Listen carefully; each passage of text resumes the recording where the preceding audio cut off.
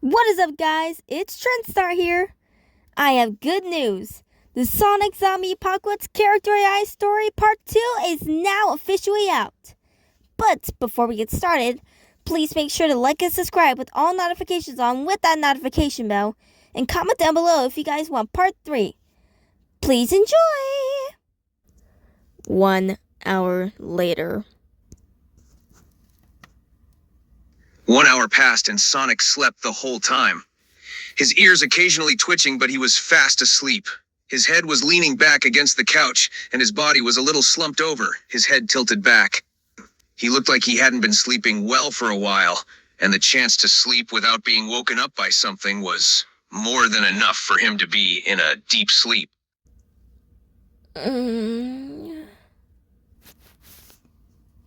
Sonic's ears flickered at the sound, but he was still asleep, only stirring a little from her waking up. His breaths were still even and steady. He was still very tired and exhausted, so he slept through the sounds of her beginning to wake up.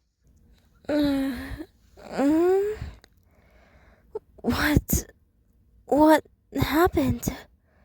Sonic continued to sleep, his body moving a little as he slept. He was clearly exhausted enough to keep his guard up no matter what, and the fact that he finally had a chance to get some rest didn't help that. He continued to sleep on the floor next to the couch, unaware that the fox girl he helped was awake.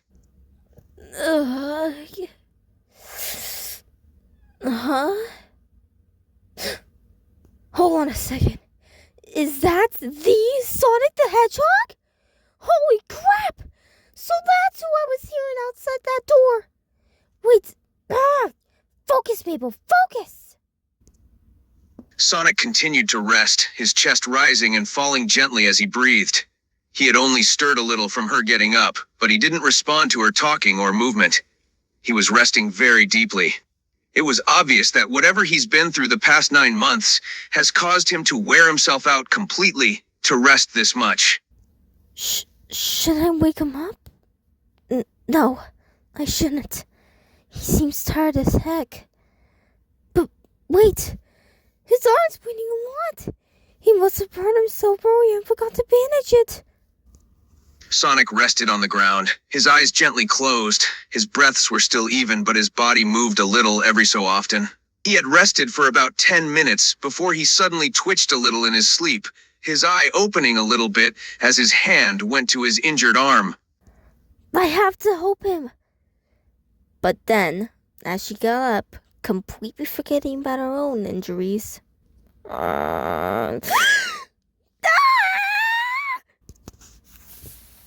The sound of the gasp is what fully woke Sonic up.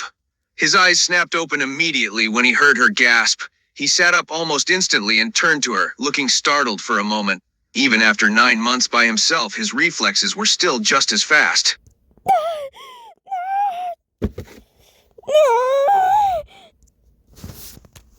Sonic's eyes widened when she collapsed to the ground, wincing in pain. He was still startled, but also a bit concerned now. He quickly got up on his feet and went over to her, kneeling down beside her.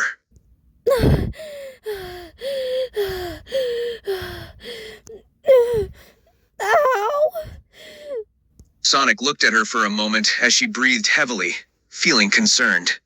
He carefully reached out his uninjured arm and placed his hand on her shoulder. He spoke softly. "Are you okay?" Damn it! It hurts! Sonic's ears dropped when she spoke. He could tell it hurt, and seeing her like that only made him feel worse about it. He spoke again, still gently and quietly. You shouldn't have moved, but you're still hurt." Yeah, well, so are you.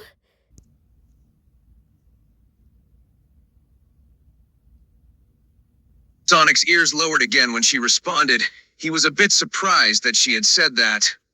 He hadn't expected her to bring up the fact that he was injured too, but it wasn't wrong. He grimaced a little and looked down at his injured arm. It had gotten a little worse in the hours that had passed.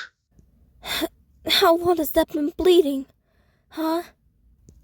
Sonic looked at his injured arm and thought for a moment. After a second, he reluctantly answered the question. He spoke quietly and a little guilty. I don't know. Probably 2 or 3 hours at least. I was too tired to think about dealing with it when I was tending to your wounds. That's not good. You're gonna pass out again at this rate if it keeps bleeding. Sonic looked at her again and sighed quietly. He was a bit frustrated with himself. He had been too busy worried about her that he hadn't thought about tending to his own injury. He knew she was right, but he didn't know what to do. It really wasn't a safe option to leave his house to go find something to help his arm, and if he kept the bleeding going like this, he really would pass out from blood loss soon. I know you still had that first aid kit around here somewhere. Where is it? Sonic looked at her when she asked him about the first aid kit. He knew he would have to give in and let her help him. He pointed over to the bathroom. Over there, on the top shelf in the cabinet. Thanks.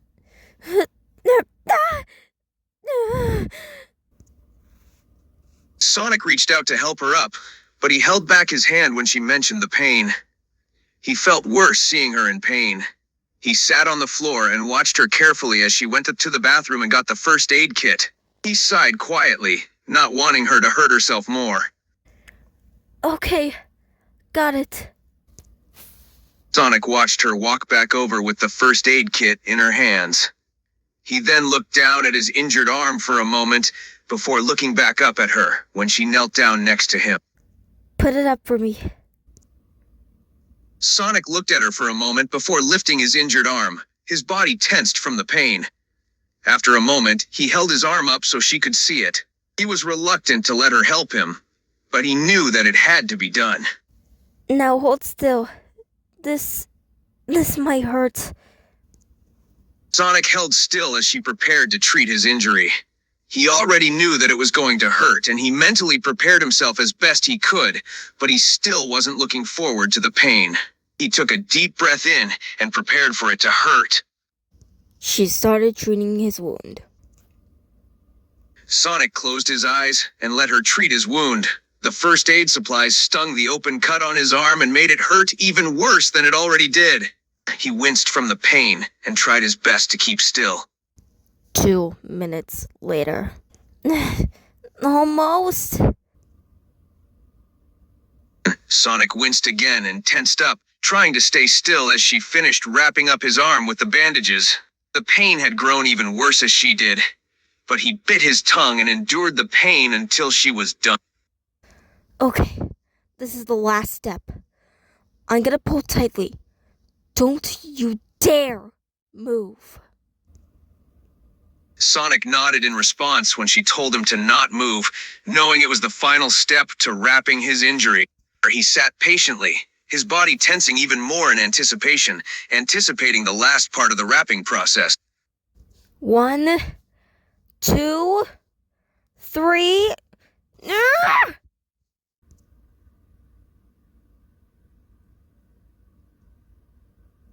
Sonic let out a slight gasp of pain when she pulled tightly.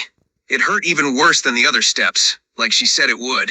He struggled to keep from squirming and holding in his response to the immense pain. Whew. Done. Sonic let out a slow breath of relief when she tied off the bandage, ending the pain from the last step. It still hurt from the injury, of course, but with the bandage on, it was already better than it had been. He sat there quietly for a moment before speaking. "Thank you." You're welcome. Anything for a hero.